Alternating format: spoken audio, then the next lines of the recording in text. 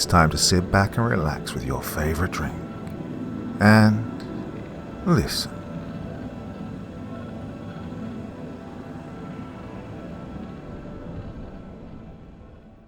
The CIA sent us to investigate a cave system in Afghanistan by Augustus Cordoba. Part 1. The phone ripped me out of sleep at 2 a.m., tearing through the stillness of my Fairfax County apartment like a bullet punching glass. When the CIA calls at that hour, it means someone with stars on their shoulders or too much power in their pen just woke up sweating over something they can't explain. I'd been their geological contractor for 12 years, long enough to know late-night briefings only came when generals stopped sleeping and politicians wanted answers yesterday. Colin Grimes? The voice was Dr. Eleanor Malone, from the CIA's Directorate of Science and Technology. I'd worked under her before, Ecuador in 2018, Nevada last year, the one nobody's allowed to talk about. Half a dozen other operations where the official reports read like bedtime stories compared to what we actually dug up. Speaking, I muttered, already grabbing the battered notepad that lived next to my bed. Years of chasing secrets buried in stone had drilled one rule into me. Write down everything, especially the details that look useless at first glance. We need you in Afghanistan. Extended underground work, minimum 2 weeks. Your flight's in 4 hours. Afghanistan. The name slammed into me like a fist. Memories I'd spent years drowning clawed back to the surface. My Middle Eastern grandmother's voice, raspy, insistent, telling me stories passed down from her own grandmother. Stories of cursed kings, relics that had toppled empires. Well, I'd once laughed them off as superstition until I saw the way her eyes darkened whenever she spoke of the mountains, as if she knew damn well what slept beneath them. What's in Afghanistan that the CIA suddenly cares about? I asked, though a part of me already felt the answer tightening around my throat. Satellite scans picked up geometric anomalies under Bamiyan Valley. Hollow chambers, nothing like natural formations.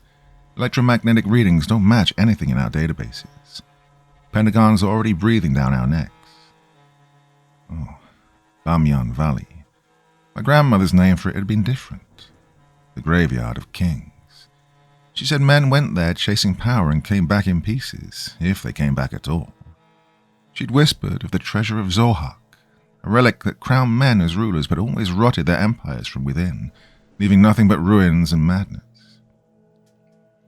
I'll need a specialized team, I said, my mind already sprinting ahead, piecing together what this meant. They're waiting, Malone replied without hesitation. Dr. Jerry van der Vorst, our best linguist, fluent in tongues the Earth buried millennia ago. Logan McGuire, field tech, more scars and cave hours than anyone else in the program. Captain Emir Shirazai, Afghan military liaison, knows those valleys better than our satellites ever will. Langley, 3 hours. Don't be late. The line went dead. I sat in the dark, eyes locked on the photo on my nightstand. My grandmother. Taken 3 years before the grave had claimed her. Even in her final days, her eyes carried secrets no woman should have been forced to haul through a lifetime. If you ever find yourself in the Hindu Kush, she'd whispered to me once, her withered hands clutching mine with the strength of iron, remember, some treasures are buried for reasons beyond gold or glory. The earth keeps its own counsel, Habib. Sometimes the dead lie still only because we let them. Back then, I'd laughed it off. Chalked it up to the drifting mind of an old woman caught between memory and oblivion. But now, shoving gear into a pack under the choking weight of pre-dawn silence, her words rattled in my skull like prophecy. The flight to Kabul bent time out of shape. Each mile dragged me deeper into a world I didn't want to know. The clean certainty of airports bleeding into the steel-eyed scrutiny of military checkpoints. The cold hum of air conditioning traded for the stink of dust and diesel. Civilian life slipped away, replaced by the thrum of a land that swallowed empires whole, drunk on centuries of blood and ruin. Bagram Airfield. My team was waiting. They looked like a lineup pulled straight from some classified Black Ops file. Dr. van der Vorst, thin, sharp as broken glass, early 40s, an academic predator who spent her life dragging meaning out of dead tongues and dose-chucked ruins. Proto-Indian Iranian-linguistics, a specialty so rare most universities didn't even recognize it existed. But her name carried weight, legend even, among the few who understood that forgotten languages could still cut throats in the present. Logan Maguire was the mirror image of Van der Vorst in all the wrong ways. Young, restless, buzzing with energy, and head over heels obsessed with his arsenal of electromagnetic scanners and ground-penetrating radar. Straight out of MIT, he came to the CIA with a mind that burned too bright, the kind of genius that saw every anomaly as a puzzle begging to be solved instead of a warning screaming to be left alone. His equipment cases looked like they'd been dragged through war zones, scarred from expeditions that never made it onto civilian maps. And in his eyes, that feverish glint, you could see the mark of a man who'd stared at things science had no language for. Captain Emir Sherazai was a different breed entirely, harder to pin down, wrapped in discipline and mystery. Late 30s Afghan army, his face carved by a lifetime in mountains that had shattered better men. His English was flawless, crisp in a way that told of high education, maybe somewhere far from the dust and gunfire. But behind those dark eyes, something lurked. Knowledge, maybe, or secrets he'd never share. He carried himself like someone already burdened by the outcome of this mission. "The locals aren't happy about this," he said flatly as we hauled our gear into reinforced trucks for the trek to Bamiyan. His tone was perfectly neutral, practiced, like a man who'd survived too many rival authorities by speaking in careful half-truths. "My grandmother's village lies close to the caves you want to reach. The stories about those cliffs go back further than anyone can remember." "What kind of stories?" Jerry asked, her voice sharp and clinical, the linguist in her already dissecting every word for hidden meaning. Sherazai's gaze hardened. "The treasure of Zohar." His voice carried weight, a gravity that pressed into the cabin, thickening the air until it felt like stone in our lungs. "They say the cliffs guard a relic older than Islam, older than Buddhism, older than any god who ever claimed this land. Something that gives a man dominion over others, but rots him from the inside. Turns love into hate, loyalty into betrayal, as inevitable as a poison bleeding through water." Logan laughed from the passenger seat, fiddling with the settings on one of his scanners like the story was nothing more than static on a broken radio. His confidence was casual, almost cocky, the faith of a man who thought technology could bulldoze through myth. "Sounds like superstition," he said. "Villagers are probably just scared we'll dig up something valuable, and the government will bulldoze their homes for another tourist trap."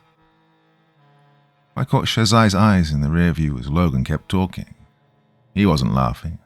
He looked like a man strapped into a ride straight to his own execution, scared to death, but bound by duty and honor to see it through. The road into Bamiyan cut through land that felt older than gods. Mountains like broken teeth, valleys like scars gouged into the earth. The kind of terrain that swallowed empires whole, then waited with the cold patience of stone for the next one to try. Empty hollows in the cliff face marked where the giant Buddhas once stood, monuments blasted into dust in 2001 by zealots too fragile to face Afghanistan's layered, complicated soul. Now the niches gaped like sockets in a skull, staring across a valley that had watched more history bleed out than most continents combined.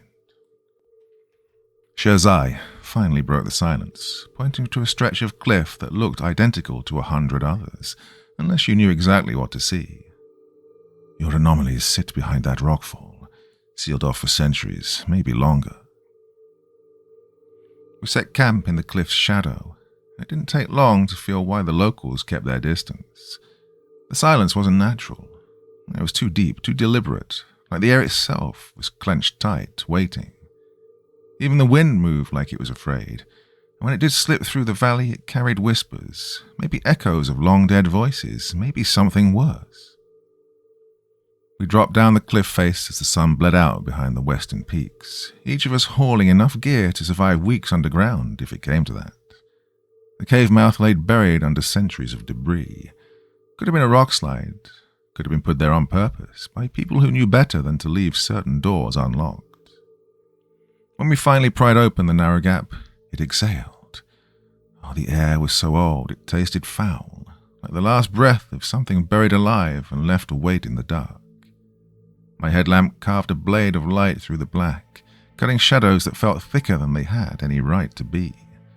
Murals bled out of the walls, faded, half-rotted stories painted by hands long gone, each layer stacked over the next, civilizations crumbling on top of one another, all pointing to the same truth.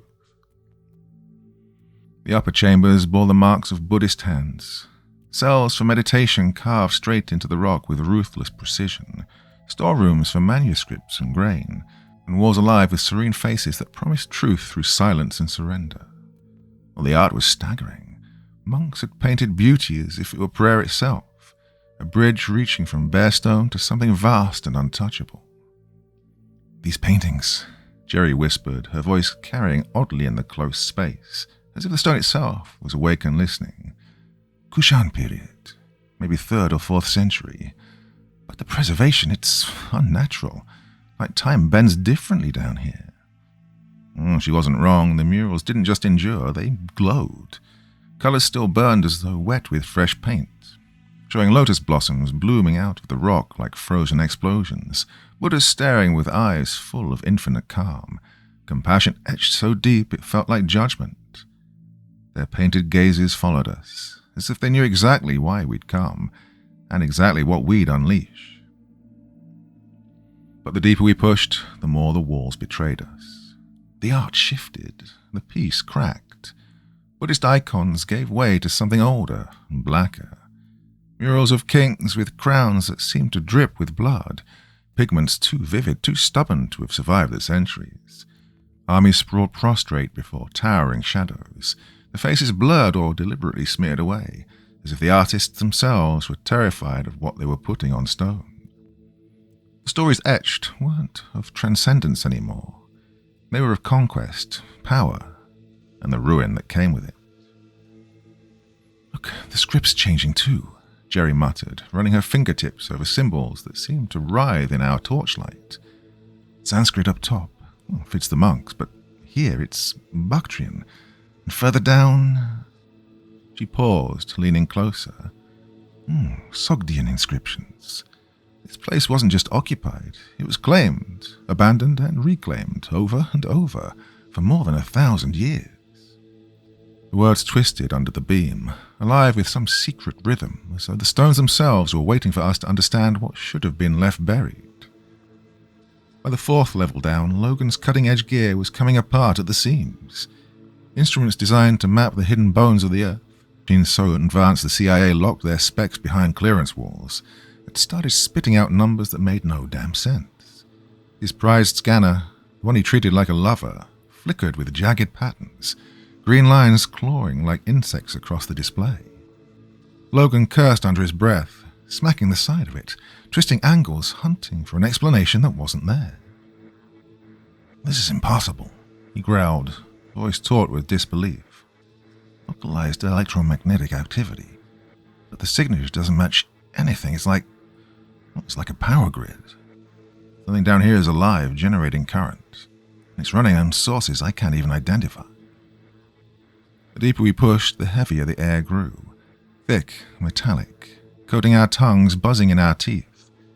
Every breath carried the taste of iron and ozone, as though the rock itself was bleeding energy. And the acoustics twisted reality. The caves behaved like a colossal instrument, stretching certain noises and strangling others.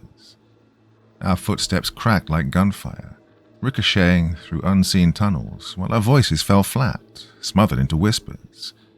More than once I swore I heard voices ahead of us, conversations in languages older than memory, tones carrying the weight of kings and the terror of the damned. We chased the sounds into the dark, only to find stone and shadow and nothing more. But the shadows shifted when we weren't looking, sliding against the rock in ways our lights couldn't explain. "This place makes me uneasy," Jerry finally admitted as we paused, trying to recalibrate the gear that was failing us by degrees. She traced her fingers across carvings in the stone, her eyes narrowing. "The inscriptions don't line up. The chronology is broken. Some of these etchings predate the Buddhist period by centuries, yet they're carved over Buddhist murals, not beneath them. It's backwards. History's stacked wrong here. Shirzai had grown quieter with every level we'd descended. The rigid soldier's mask he wore was cracking, replaced by something rawer. Fear, the kind that chews through bone. When we finally sat down to eat in the husk of a meditation chamber, he broke. His voice was a whisper, but it carried like thunder. My bloodline has carried secrets about this place for 20 generations, he said. Stories passed from father to son, mother to daughter, always ending with the same warning. These are not natural caves. These are prisons, built by Persian engineers who understood one truth, that some things cannot be destroyed, but must never be set free. Like what? I asked, though deep down I already knew. I dreaded having spoken it aloud. The crown. The cursed thing that twists slaves into kings and turns brothers into enemies. A relic buried down here by Darius the Great's master builders after it burned through 3 dynasties in less than a single lifetime, he said. These walls weren't built for worship. They were built as a lockbox and a snare. A labyrinth meant to bury greed and curiosity together, until both rotted into silence.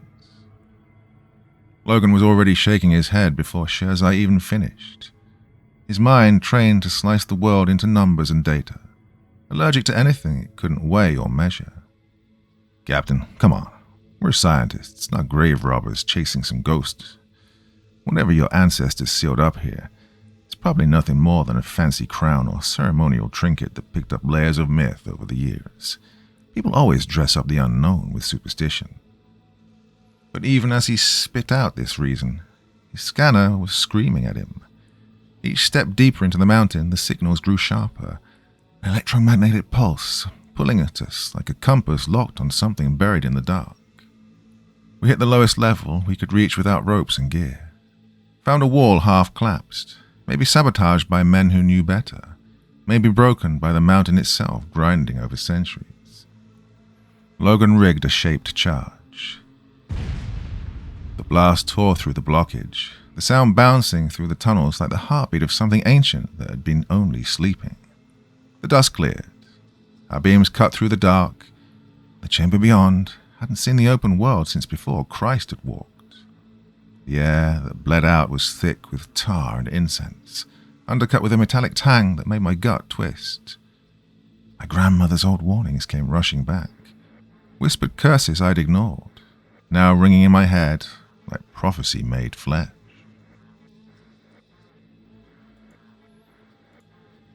Part 2. The chamber was perfectly round, cut with a precision that had no place in the ancient world. Either someone had engineered far beyond their time, or they'd tools no human should have possessed. The walls were alive with symbols that burned the eyes, not with light, but with geometry that bent in ways flesh and bone were never meant to perceive. At the center sat a stone chest. Its surface writhed with inscriptions that shifted when our lights moved, like they were alive, like they hated being seen. The lid was sealed tight with black bitumen hardened into something like volcanic glass, a barrier that had held for millennia. The whole thing gave off an aura of waiting malice, so old and deliberate that every hair on my arm stood up with a primal warning. Don't touch this. Stay back, Shirzai ordered, voice like steel, carrying the grief of generations who had died to keep this day from ever coming.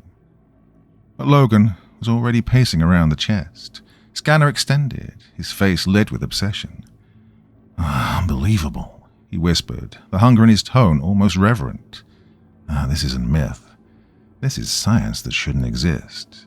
It's putting out electromagnetic pulses, low level, steady, measurable. Whatever's inside, it's either bleeding radiation or creating its own energy field. Well, I can't explain it. Not yet. Meanwhile, Van der Voos was tracing the etchings with gloved fingers, her eyes darting as she pieced together fragments of dead tongues. Her voice trembled the longer she translated, as if the weight of the words themselves were pressing against her chest. He who wears it conquers his foes, she said slowly, but becomes the enemy of all mankind. That which grants dominion strips away the soul. Beware the crown that turns slaves into kings and love into hatred in the span of a single heartbeat. A crown, I muttered, the chill running down my spine like someone had poured ice into my veins. Shazai's face hardened. The same crown my family has guarded against for 20 generations. He paused then, his voice dropping into something darker, heavier. The serpent crown of Zohak. Oh, the old stories say Ahriman himself forged it, the demon of lies, the architect of discord, sworn enemy of everything decent in creation. King Zohak wore it. He stopped being a man. Serpents burst from his shoulders, feeding on human brains, and every friend, every lover, every ally became his sworn enemy. But the crown came first. It wasn't Zohak who birthed the monster. The crown made him one. It stripped away love, trust, mercy, until nothing human remained. Well, Logan didn't care. He was already pressing a heated knife to the black seal, sweat dripping down his temples, his hands steady with manic focus. You realize what this could mean? He muttered, almost feverish. This is the find of the century. Well, whoever made this, they had metallurgy and engineering. We're only just scratching the surface off now. The electromagnetic signature. My God, it could change everything we know about ancient science. Maybe even rewrite physics itself. Logan, stop. My voice shook, my grandmother's warnings hammering in my head like air raid sirens. Some things are buried for reasons. Some things should stay that way. But the seal was already giving way, splitting along hidden fault lines, centuries of pressure unraveling in seconds. The lid broke loose with a crack that sounded like bone snapping, and air older than empires rushed out, thick with the stench of forgotten incense and something metallic, something dead. Inside, cushioned in silk that crumbled to ash at our touch, lay the most beautiful, most terrible thing I would ever see. The serpent crown of Zohak. A jagged circlet of gold, veins of lapis lazuli burning with a light of their own. Every angle, every cruel curve caught the eye, demanded it, whispering promises of power no mortal should hold. Even under the harsh glare of our headlamps, it pulsed with a malign beauty that made our hearts race and filled our minds with visions of conquest, of control.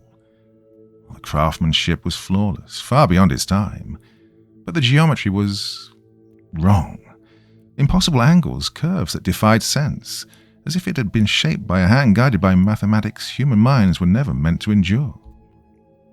My God, Van der Vorst whispered, breath snagging in her throat. For once, all her years of language and history meant nothing. She was floored by the thing sitting in front of us. That's impossible. The metalwork alone shouldn't exist. It rewrites everything we thought we knew about ancient hands. Her eyes narrowed then, uneasy. But there's something else. The lines are off. The whole thing feels wrong, like it was never made for us. Well, she was right. Couldn't have said why then, but deep inside, something old and wordless recoiled. Looking at that crown wasn't just unsettling. It ripped at instincts carved into bone and blood long before we had language. It radiated menace. Beautiful in the way venomous creatures are beautiful, flawless, lethal, never meant for human flesh. Logan didn't care, though. He leaned in, drawn like a moth to a flame. The crown's golden sheen danced in his pupils, and the fever in his stare should have been the only warning we needed. His hand shook as it closed in, not with fear, but with hunger, like he'd spent his entire life unconsciously searching for this moment. Just for a second, he breathed. His voice already didn't sound right. Undertones curling beneath the words, resonances a human throat shouldn't make. Just to understand, just to see what they were capable of. Think about it, what it could teach us about consciousness, about power, about rule itself. And then his fingers brushed the metal. The chamber shivered. Air temperature crashed a sharp 15 degrees in seconds. Our gear lit up in a storm of impossible data. Numbers bled into alien symbols, strings of inscriptions matching those carved into the chest. The crown wasn't just an artifact. It was alive in ways we couldn't measure, reaching into our machines, talking to them in a language we didn't even know existed. "Hey, we need to get out," I snapped. Every instinct I'd honed in 12 years of fieldwork howled at me. We'd crossed a line and couldn't afford to stay. But Logan wasn't listening. He clutched the crown against his chest like a father holding his newborn, his face stripped of reason and curiosity. What defined him was gone, burned away by something blacker and older, something that had been waiting in that metal for longer than we'd been alive. The night in the upper caves, well, sleep didn't bring rest. Logan began to speak in his dreams. Not nonsense, not mutters, no. Clear words, names. Each one hissed with such blistering hatred it poisoned the air itself. "David Kellemer," Logan snarled, his voice twisted into something raw and alien, unrecognizable from the bright-eyed scientist he'd been just hours earlier. "Lying, thieving piece of filth. Stole my work, took the promotion that was mine. Hope he rots screaming." Well, that name hit me hard. I knew it. Kellerman had been Logan's partner back at MIT. They'd split after some ugly dispute over patents and credit. Sure, but Logan had never spoken about it with more than a shrug, maybe a bitter joke at most. Now his words dripped like acid. "Richard Westbrook," Logan spat next, his tone coiled with venom that seemed to bleed into the rock around us. 3 times he blocked me. Said I wasn't ready for leadership. We'll see who's ready when his cozy little kingdom burns to ash. Well, the list kept growing. Each name landed like a curse, fueled by a hate that sharpened with every syllable. Colleagues who'd barely crossed him, supervisors who'd offered harmless critique, classmates who'd beaten him on exams, faces I'd never even heard him mention, all dragged into his whispered tirade, all condemned with a rage that sounded bottomless, as if something was feeding him an endless reservoir of spite. By dawn, our satellite phone hissed to life.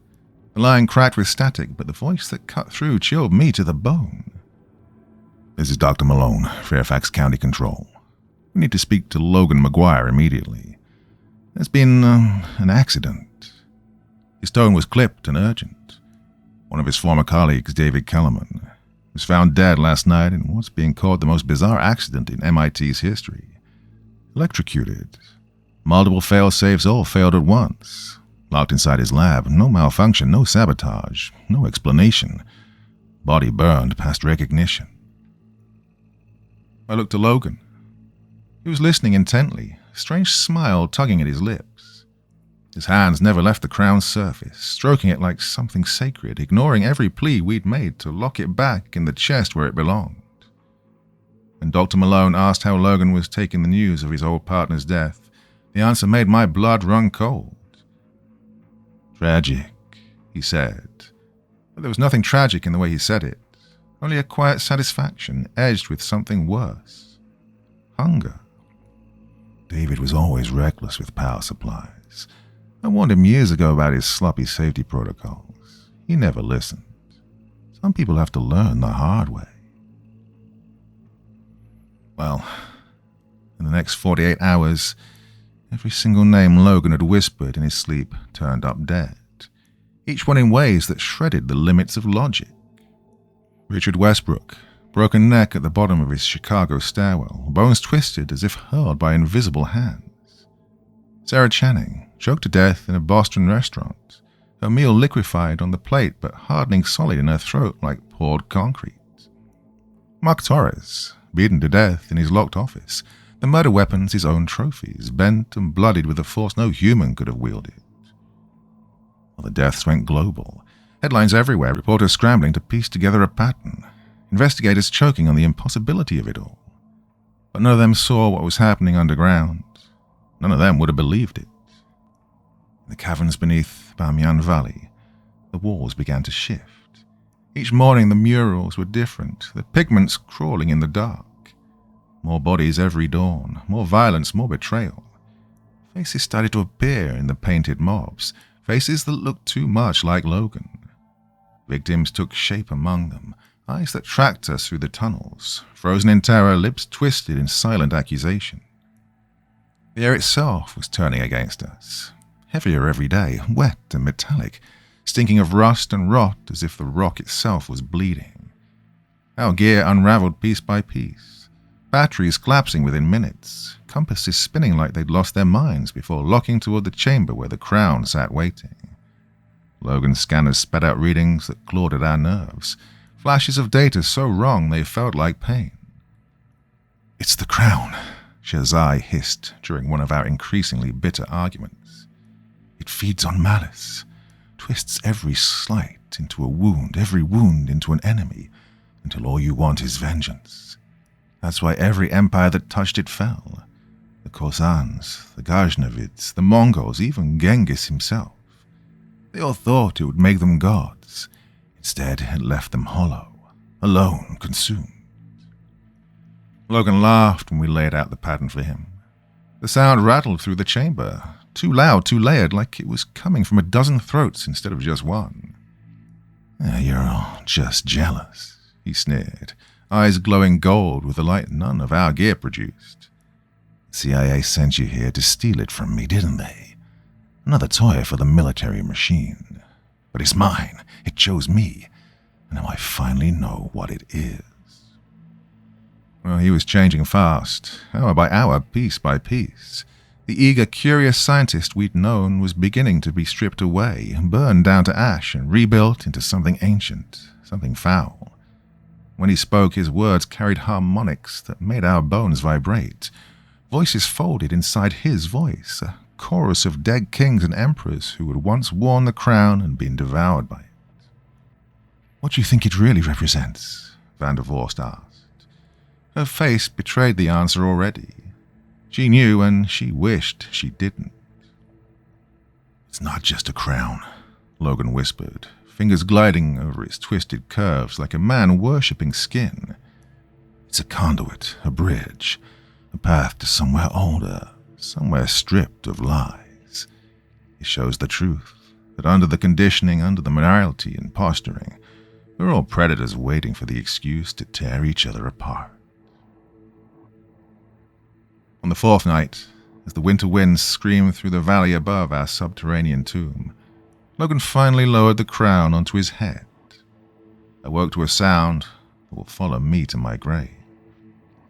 It began as a man's scream, raw, human, but it broke and warped as it tore through the caves, splitting, multiplying, becoming 1,000 voices at once. It was everywhere at once, not just in the stone, but of the stone, as if the mountain itself was howling. Pain, ecstasy, something in between that human tongues could never name.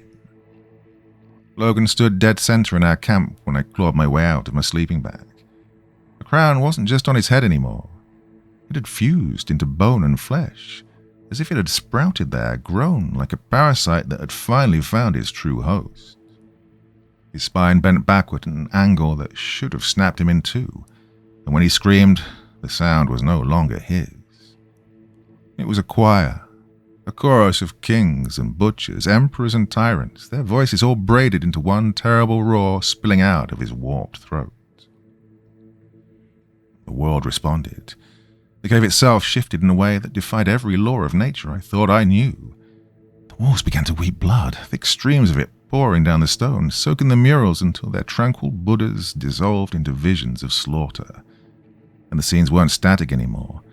They writhed and crawled when we weren't looking, depicting battles no historian had ever written about, massacres led by men crowned with the very thing now welded to Logan's skull.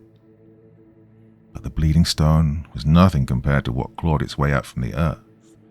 The ground cracked, and figures dragged themselves out, skeletal monarchs wrapped in rotting robes, jeweled bones clattering as they rose. Their hollow sockets glowed with the same golden fire burning in Logan's eyes. Each one bore the scars of their downfall.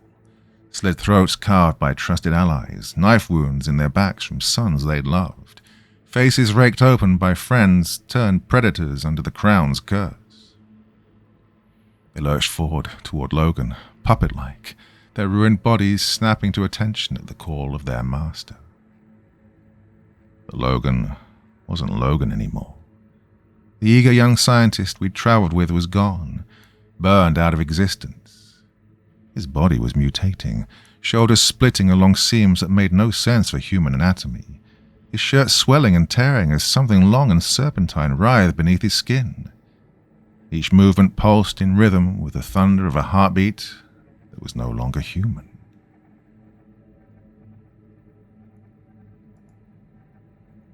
Part 3. "We need to get out," Jerry gasped, panic breaking through her usual calm. But when we pushed toward the upper levels, the way out was gone. Rockfalls sealed every exit that had been cleared just hours before.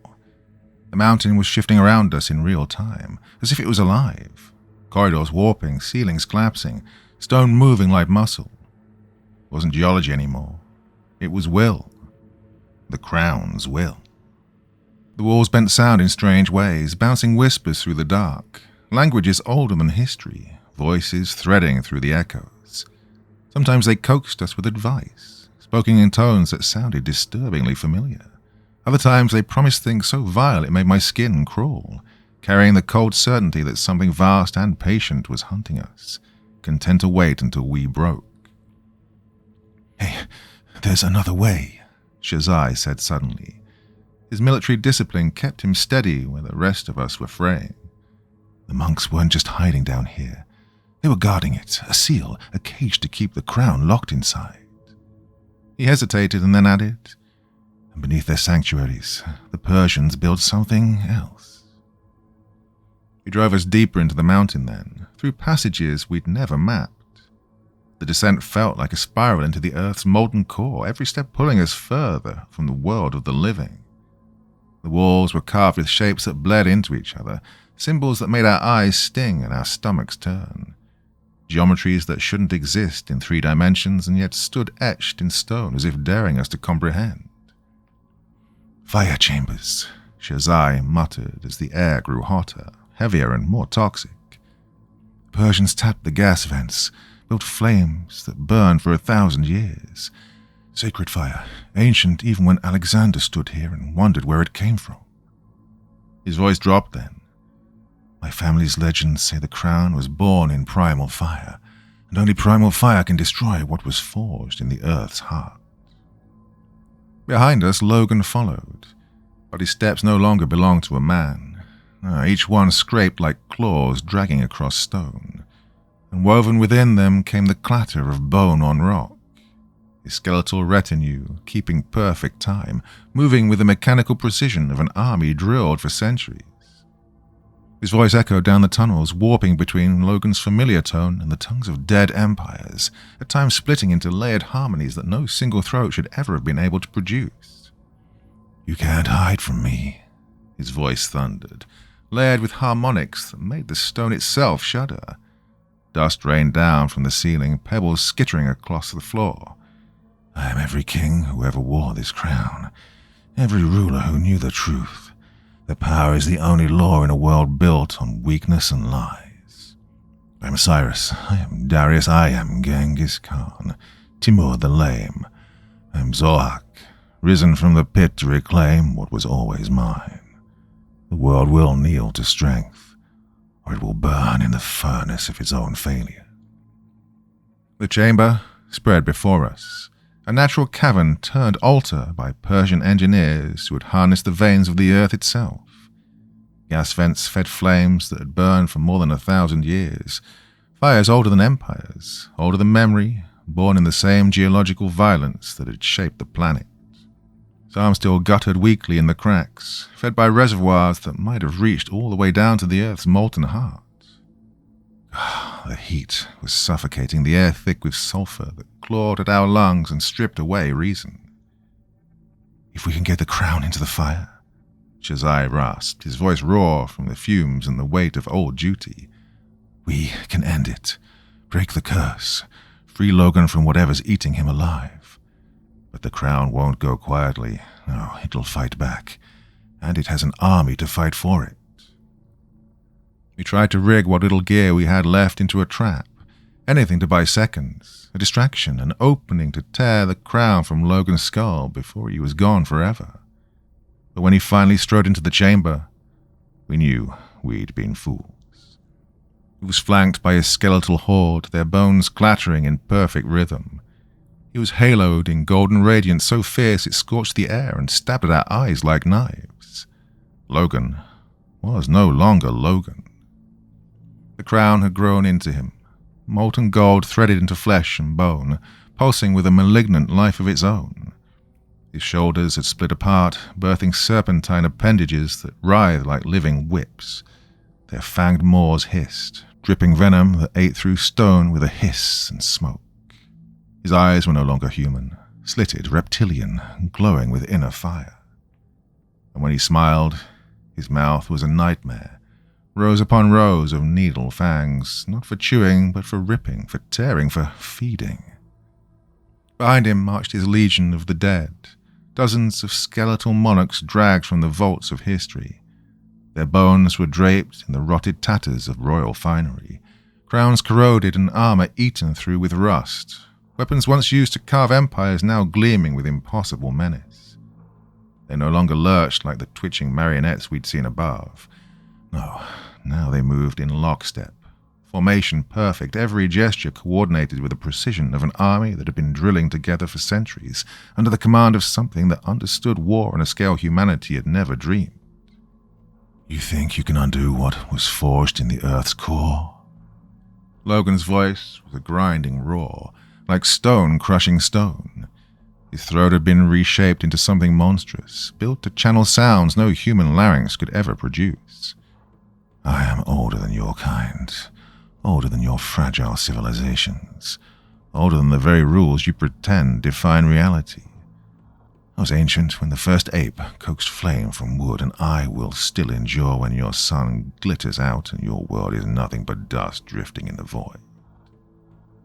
The fight that followed was ripped from the marrow of mankind's oldest nightmares, chaos and fire given form. Van der Vorst stood her ground, her voice rising in jagged syllables of forgotten Sogdian incantations. Words of power scorched the air, and the skeletal king staggered as struck by blades of acid, their bones rattling, their weapons clattering from their hands.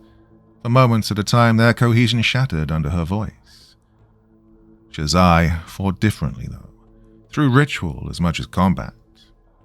Generations of blood-bound guardians spoke through his hands as he carved sigils into the stone with his knife, geometries that made the air shimmer, pockets of safety where the crown's reach faltered, zones where Logan's army couldn't fully take shape. But the scale of it broke us.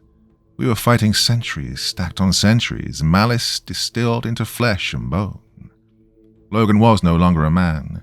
He was a channel, a living gateway for a darkness older than civilization itself. His army was without end. For every skeleton we shattered, two more clawed their way up from the stone floor, rising from graves and battlefields scattered across time, pulled into the chamber by the crown's endless hunger for slaves. The chamber itself had become a furnace, not only from the ancient gas flames roaring in their stone vents, but from the hellfire radiating off Logan himself. The heat bent the air until it shimmered with colors that clawed at the eyes, warping vision, shredding thought. My mind felt like it was unraveling thread by thread as I stared into violations of physics and biology that had no business existing in this world. That's when Shazai made his stand, the act that saved us and redefined everything I thought courage could mean in the face of pure corruption. The crown feeds on hatred, on fear, he bellowed into the chaos, his words nearly swallowed by the shrieks of the dead and the roar of flames that sounded older than the earth itself. But love cuts deeper than hate. Courage outlasts fear. My family has guarded this place for 1,000 years. I will not be the one to fail them. He didn't hesitate. Didn't swing a weapon. He just hurled himself at the monster Logan had become. Not to kill, but to embrace. To hold him like a lost brother finally dragged home. Oh, the gesture hit harder than any blade. The raw act of selfless love tore through the chamber like shockwaves, disrupting the crown's stranglehold. The effect rippled outward, a fracture in the dark, as if someone had hurled a stone into still water. Oh, Logan screamed. The sound split the cave, shaking stalactites from the ceiling and driving his skeletal army into spasms of agony. the golden aura around him guttered and dimmed, serpents sprouting from his shoulders, writhing as if scorched by unseen fire. The crown faltered. For a heartbeat I saw him, the real Logan, stripped of corruption, his face twisted in terror at what he'd become, his eyes suddenly human again, wide with shame and pleading for release. That sliver of clarity was all it took. Van der Vorst seized it with the kind of fearless resolve history remembers. She seized the crown with both hands. Her flesh hissed and smoked the instant it met the cursed metal, the stink of burning skin filling the chamber. With the last surge of her strength, she hurled it toward the largest vent of fire roaring in the chamber's heart. For everyone who ever chose love over power, she gasped, her voice shredding as the crown's venom ate through her like acid. For everyone who served instead of ruling. The crown didn't want to die. His will to endure was forged from millennia of hatred, a hunger born from tasting godhood and refusing to let go. Instead of being swallowed by the ancient flames, it flared. Light poured from it, brighter than the sun, turning the chamber's inferno into a pitiful guttering of candles. It pulsed with power that bent the air, twisting reality itself, and the fire that should have ended it instead surged outward in a wave that threatened to burn the mountain's heart hollow. The skeletal horde collapsed instantly, their bones turning to ash as the fires tore through them. Centuries of slavery ended in an instant, but their freedom came at a price. Something worse was stirring. The crown's ruin had unleashed forces bound for thousands of years, and the earth began to quake in time with a massive heartbeat, each thud stronger, louder, more alive. Something impossibly vast moved in hidden spaces beneath us, spaces that should not exist. The floor cracked wide, belching foul ancient air so corrosive it scalded our lungs and burned our eyes raw. Then came the sound, one I will never forget until the day I die. Laughter. Old when the pyramids were new, mocking, amused, patient, the laughter of something that had waited longer than history for this exact moment. Zohak was waking. The crown hadn't destroyed him, it had only broken the chains that pinned his spirit in the dark beneath the earth. Oh, run, Shazai choked, his body broken in the crown's death throes, his voice dragging itself through blood. The crown was just his tether. Now it's gone, he's free to rise. And this time, he coughed, his last breath tearing loose. No prison will hold him. The cave was tearing itself apart around me as I staggered forward, chasing shadows of escape through twisting passages that felt less like tunnels and more like the throat of some colossal beast. I wasn't following memory or maps anymore, just raw survival instinct driving me through a labyrinth that wanted me buried. Behind me, something vast was clawing its way up from the kind of depths where the world melts into fire. Every movement of that thing sent shockwaves through the stone, centuries of rocks splitting loose and crashing down in deafening avalanches. I caught flashes of it in the glow of the flames as I ran, scales the size of fortress gates catching the fire like mirrors, eyes burning hotter than stars, swallowing every secret this place had ever held. And the heads, the serpent heads of the king demon himself, each as big as a tower, weaving with ancient intelligence and malice so pure it felt like gravity dragging me down. The mountain shuddered with each shift of its rising body, man-made chambers collapsing, walls carved by blood and sacrifice snapping like brittle bones. I made the surface just as the entire cliff face gave way. The mountain roared, vomiting stone into the valley below. The avalanche thundered for miles, like the sound of the world ending.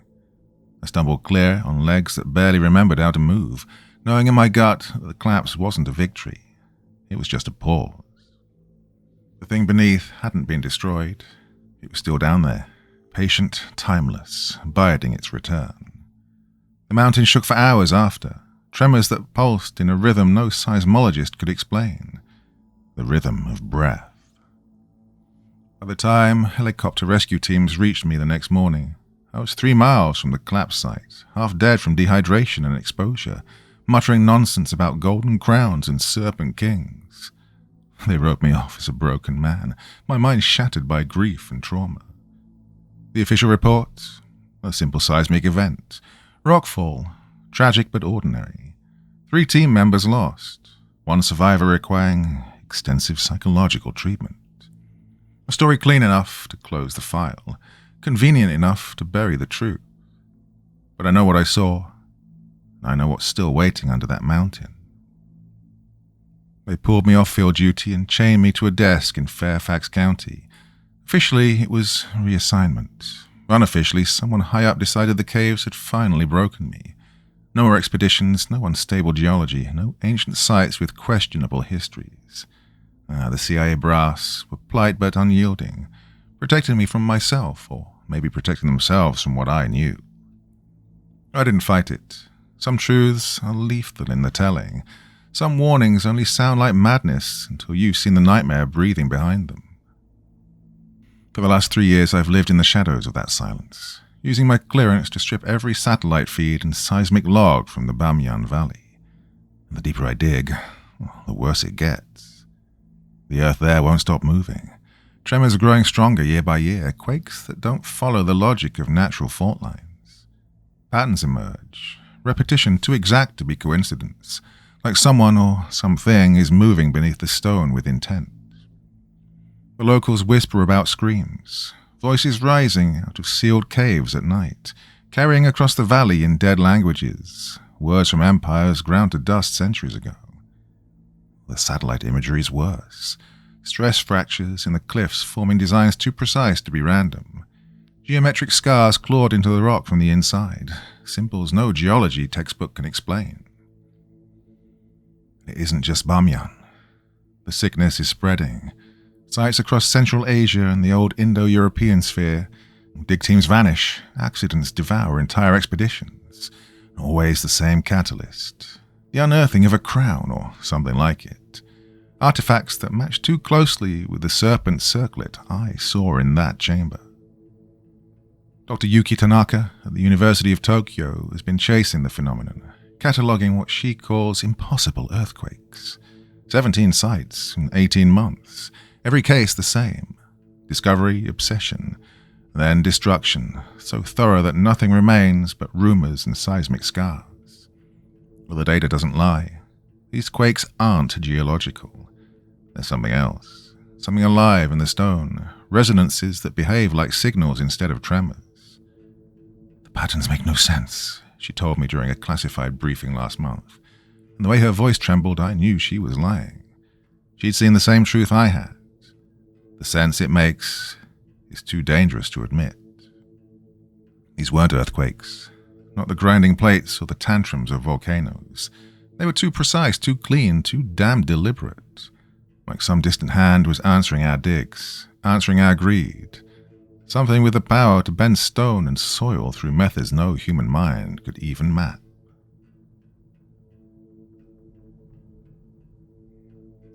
Part 4.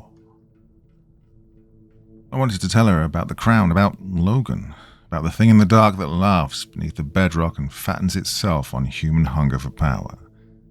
A truth like that burns the tongue that speaks it. Some secrets kill faster than bullets, especially when the proof comes from places science won't acknowledge, places that make reason snap like brittle glass. So instead I asked her what she thought was behind these tremors, if she could trace the patterns, predict the next strike. I don't know, she confessed, her voice breaking against the weight of 20 years of research. Her training clashed with the evidence clawing at her senses. I've tracked quakes across the globe, but nothing like this. It's as if the Earth itself is waking up and watching us, reacting in ways it should never be able to. When she left, I sat alone in my Fairfax County office, eyes on the skyline, mind drowning in thoughts older than empires. I thought of cycles, the rise and collapse of civilizations, spiraling tighter, faster, as though rushing toward a catastrophe that would make every fall before it look like a stumble. The old books had warned us. They always had. Kali, Yuga, Ragnarok, the end of days. Different tongues, same prophecy. a breaking point where mankind's venom, its rage, its endless thirst for ruin would rattle the chains of what had been buried since the dawn of history. The chime on my computer snapped me back. A new message. No sender, no trace, no trail, like it had bled out of the circuits themselves. The words shifted on my screen, letters twisting, mutating as I stared. The sleeper stirs in the hollows of the earth. The crown calls to its scattered brood. The reign of kings is ending. The reign of monsters is near. Afghanistan was only the first harvest. My blood turned cold. I wiped the message off my screen the second I saw it, but not before snapping screenshots, not before noting the time. The timestamp hit me harder than the words themselves. Down to the second, it matched the moment I'd been thinking about cycles, patterns, the chain of disasters ripping across the globe. Like something out there wasn't just watching me. It was inside my head, answering my thoughts as they formed. The idea should have been insane, but it wasn't. Not after everything I'd seen. That night the dreams came. Gold, serpents, crowns hissing promises to the desperate and the damned. I was back in the caverns under Bamiyan, watching Logan twist into a shape that had nothing human left in it, while skeletal kings clawed their way out of the stone to kneel before the master they'd been waiting centuries to serve. This time he wasn't alone. There were others, researchers from every corner of the world, each with a golden circlet welded to their skulls, their voices rising in chords no human throat should be able to produce.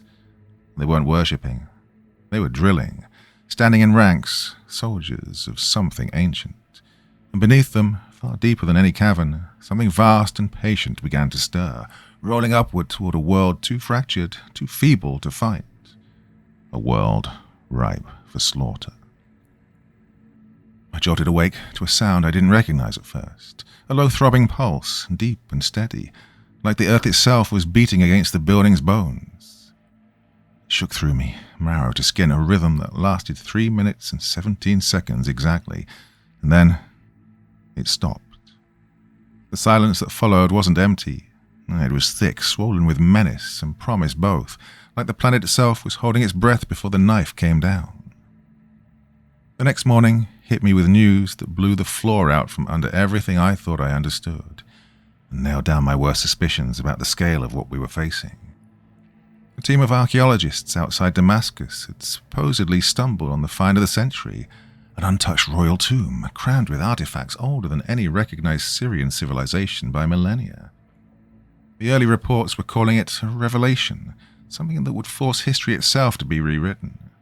The expedition's leader, Dr. Hassan al-Rashid, bragged to the press that the discovery would revolutionize our grasp of human origins in the ancient Near East.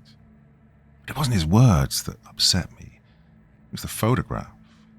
My hand shook so hard I nearly spilled boiling coffee down my chest. There, nestled in al-Rashid's gloved palms like a newborn, was a crown. Gold, coiled with serpentine patterns, veins of lapis, gleaming like frozen lightning. The same twisted beauty I'd seen before, the same design that had devoured Logan under the rock of Bamiyan Valley, the same lure, the same curse. I tried calling the team. Their satellite photo didn't ring. It spat static, carrying whispers that curled through the line in half-familiar tongues I couldn't place but felt in my bones. I reached out to the Syrian Ministry of Culture. The bureaucrat on the other end swore no such expedition had existed. When I checked for follow-ups, all I found were vague blurbs. Excavation suspended for security reasons. No details, no answers. But digital ghosts don't vanish so easily. I dug into the metadata of the original photo, all coordinates the news scrubbers had missed. The site sat in the hills north of Damascus, exactly where my grandmother's stories had said it would be. The Garden of Serpents, a place the oldest text marked as the birthplace of the first king, who learned to despise his people more than he loved his throne. That's when the truth locked in. Governments weren't dismissing these incidents as random archaeological mishaps. They were covering tracks, stitching together countermeasures in the shadows. And the crown in Afghanistan? That wasn't some relic of a forgotten empire. It was part of something older, something that never went away. It wasn't just a relic. It was a node in a network, a chain of artifacts scattered across the earth like pieces of some ancient kill switch wired into the bones of civilization. The crowns weren't symbols of power. They were conduits, amplifiers for everything rotten inside the human spirit. Ambition, greed, hatred. Slip one on your head, and it doesn't just twist your will, it feeds those impulses until they burn away whatever scraps of humanity you had left. Oh, and they're not isolated. Distance doesn't matter. Each crown speaks to the others, whispering across oceans and deserts, sinking their influence to push the world closer to collapse. One wakes and it stirs the rest, sending signals no human ear can hear, waiting for the right spark of desperation, corruption, or bloodlust to tip another into life. And now, for the first time in history, they're all stirring at once. Something has called to them, some condition met, and together they're preparing the world for their master's return. Now, Dr. Tanaka's impossible earthquakes make perfect sense in this light. They're not tectonic shifts. They're messages, communiques between the crowns as they reassert their grip on human affairs. Every collapsed dig site isn't an accident, isn't some tragic footnote in archaeology. It's a success. Another mine broken, another soul drafted into an army that's been gathering since before the first cities were built. I haven't slept in 4 days now. I've been pulling every scrap of data I can, cross-referencing ancient texts with excavation records, pinning coordinates on maps, tracing the line where civilizations rose and cracked apart under their own corruption. Oh, the pattern is flawless, relentless. Every collapse follows the same rhythm, and the tempo has been speeding up since we wired the planet with instant communication and built weapons capable of burning it to ash. This isn't just history repeating. It's the endgame. A cycle that started the moment humans realized it was easier to rule through fear than to build trust. Easier to break men than to unite them. The crowns are accelerants, catalysts engineered to push us towards self-destruction, clearing the board for something older, something patient, that never stopped waiting for its chance to reclaim the world. Every empire that's ever crumbled, every culture that's rotted from the inside out, it wasn't fate, or bad luck, or the weight of contradictions. No, it was always the same. Someone found a crown, someone thought they could bend it to their will, and every time, they were wrong. The cycle has played out countless times before, but always in fragments, in cities, kingdoms, empires that burned out and left survivors to rebuild in the ashes. Well, this time there will be no second chance. All the crowns are awake, and the world we've built gives them power their makers could never have dreamed of. Social media pours gasoline on every spark of hate, turning division into an inferno that crosses borders in seconds. Nuclear arsenals mean a single betrayal can erase millions in the span of a heartbeat. Global finance ties every nation to the other, so rot in one corner spreads like gangrene through the whole body. We've engineered the perfect stage for monsters, and now they're stepping out to claim it. What waits beneath Bamiyan Valley isn't just Zohak, the Serpent King of legend. That name is just a mask, a story to make something older sound human enough to be feared. And the truth is worse. It's the embodiment of our own self-sabotage, the instinct to tear down what we build rather than let someone else profit from it. It feeds on envy, on betrayal, on cruelty. Every time a man chooses to break instead of create, it grows stronger. For ages it slept in the earth's hollow veins, while its crown spread like infections, teaching us to hate, to distrust, to see enemies in every shadow. But the world has changed. The last century gave us the tools to connect across the globe, and in doing so, handed those relics a nervous system faster and stronger than anything their creators imagined. The internet that binds humanity together also links the crowns, letting their poison ripple across continents at the speed of light. Satellites orbiting overhead don't just beam our voices to each other. They've become the scaffolding for a power that was ancient when fire was new, a conduit for its return to dominion over a species that forgot why it ever feared the night. And the worst part? I can feel it inside me. The same hunger that took Logan in those Afghan caves, the pull to surrender, to kneel, to let the dark voice whisper promises I know are lies but still want to believe. Lately, the mirror throws back a face that isn't mine, eyes burning gold, lit from within like coals that never cool. My sleep is filled with whispers in dead tongues I shouldn't understand, yet every syllable cuts clear, offering maps of my colleagues' weaknesses, blueprints for betrayal, perfect strategies to pull them apart piece by piece. Catch myself savoring thoughts of vengeance against people who've never wronged me, drawing up schemes of deceit as naturally as drawing breath, and finding them sweeter than any joy I've ever known. The lapis stone that came in the mail 3 months ago beats in sync with my pulse, its glow deepening whenever rage flares at the blindness of those around me. I locked it in a lead-lined safe, buried under steel and concrete, but its voice still seeps through, promising dominion over every fool who's ever mocked my warnings, every coward who's failed to recognize my worth. It would take nothing, just a moment, to lift it free, to feel what it has to show me. Authority stripped of pretense, weakness exposed for what it is. How easy it would be to cast off the chains of conscience, to shed empathy like dead skin, to become the thing humanity was always meant to be. Predators wearing crowns, masters unshamed of their birthright, a truth older than law or morality. Some are born to rule, the rest to crawl. But I remember Shazai's last breath, the love in his eyes even as the crown crushed him. I remember Jerry burning her hands to ash to hurl that cursed gold into the fire, choosing death over surrender. Their memory drags me back from the abyss, an anchor I can still feel even as the hunger gnaws at me, whispering that hate is easier, cleaner, truer to what we really are. So I write this while I can, while there's still enough of Colin Idris left to fight back, to believe, if only for a little longer, that love is worth more than power, that resistance still matters, that every choice to stand against domination is a blow struck for the only future worth bleeding for.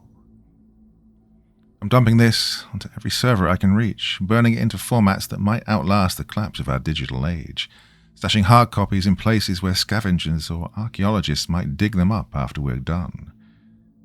If history keeps repeating itself, someone will find this. When they do, this will stand as my warning, my confession. The truth about what happens when something ancient and malignant plugs itself into modern tech, and when human greed arms it with the weapons it needs to finish the job.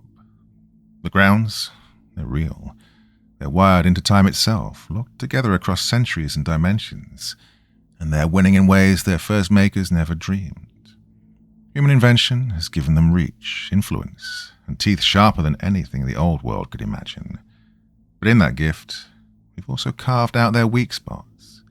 Global networks can spread warnings as fast as they spread poison, if people are willing to swallow the truth instead of the lies that taste sweeter.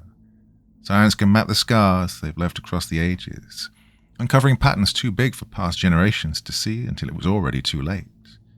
The same systems that bind the crowns together also bind ordinary people who can choose unity over selfishness, even when selfishness is the easier path. The war isn't finished. Maybe it never will be, as long as humans walk this earth and keep making choices that matter. But as long as there are people like Shazai and Van der Vorst, people who'd burn themselves out for strangers, who'll pick love over fear even when fear feels like the only sane choice, well, there's a chance to snap the cycle that strangled us for thousands of years.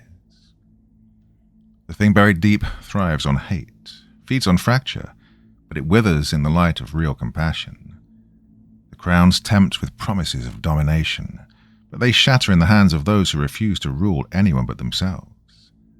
The ancient parasite that spawned them is patient beyond measure, subtle beyond reason, but its leash is short. It can only work through us, and we, always, can choose to be something better. So this is my last transmission, sent while I can still fight back against the golden whispers drilling into my skull, or I can still resist the lapis stone calling louder with every heartbeat. So remember this: empires crumble, but love outlives them. Kings rot, but kindness survives in the lives it saves. The surest victory over an ancient evil is nothing more than the brutal, stubborn choice to treat others like they matter more than your hunger for power or your need for comfort.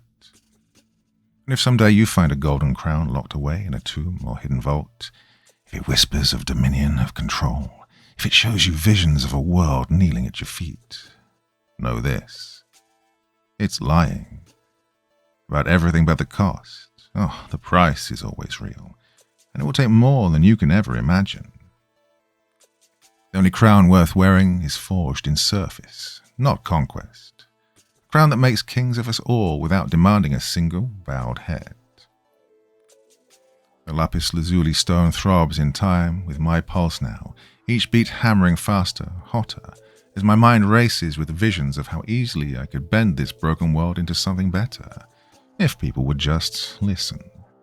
The lead-lined box that cages it radiates warmth against my palm, almost alive, and beneath the hum I can hear a voice, low and familiar, calling my name in the tones of every teacher who wrote me off, every colleague who stole my credit, every smug bastard who couldn't recognize my brilliance.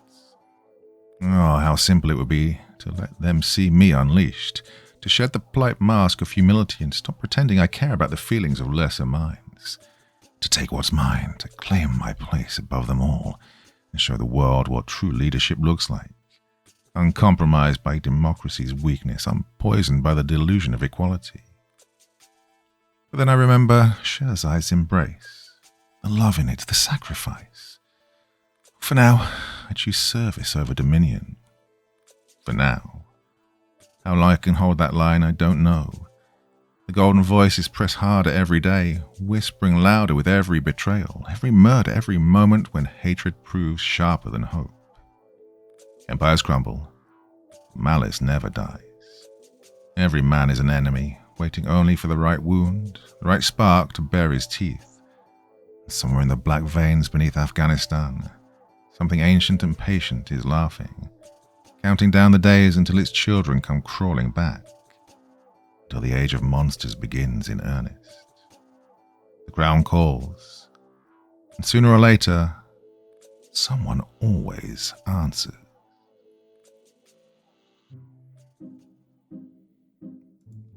So, very weird and wonderful one there. Hope you enjoyed that. An hour and a quarter. Oh, not bad. Yep. So, recorded that one all in one go. So, as always, brain not working so well, but I get to this point in recording. So, sorry this is a bit nonsensical. But yeah, okay. Interesting story. Really love the theme, location and all that. Hope it's not true. Anyway, that's your Tuesday evening's entertainment in this early part of September. Oh, it rained like crazy here today, from about 4 in the morning right the way through to the afternoon, so it's been a pretty miserable day. Good one for recording though, so yes, good opportunity. Anyway, I am definitely waffling on a little bit too much here. Thoughts, feelings, anything else you want to share in the comment section of the video, and as ever, I will do my best to join in the conversation. Till the next time, my dear friends, remember it's just a story, and sweet dreams.